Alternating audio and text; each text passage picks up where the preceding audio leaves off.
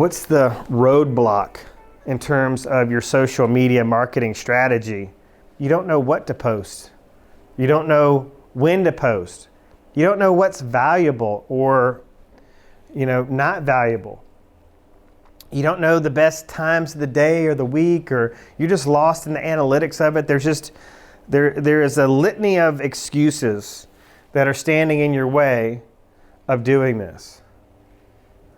So that's why it is really easier to kind of focus on maybe these two things. And these two things can go hand in hand. The FSBO and the open house.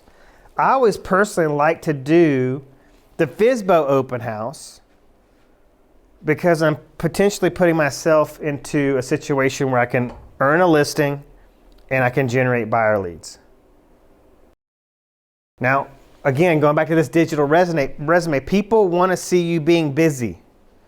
And when they see you being busy, they don't know whether this is your listing or whether it's a coworker's listing. They're just like, dang, look at Susan go. She is constantly hustling.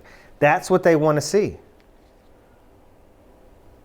They don't want to refer their friends and family to an agent who is not experienced, not a hustler, doesn't have a solid work ethic, doesn't know what they're doing.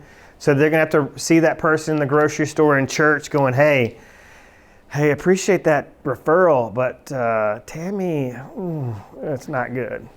Not good. That people don't like that. That's uncomfortable. Like if I want to refer Tammy to somebody, I know Tammy's going to be an extension of me. She's going to meet my expectations. That the people are going to be raving fans of Tammy. That's the way this works.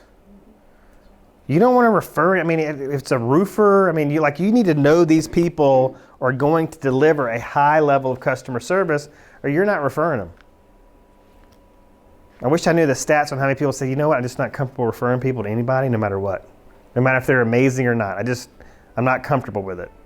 Because you never know when they're going to have a bad day or an off week, and that's going to be a negative reflection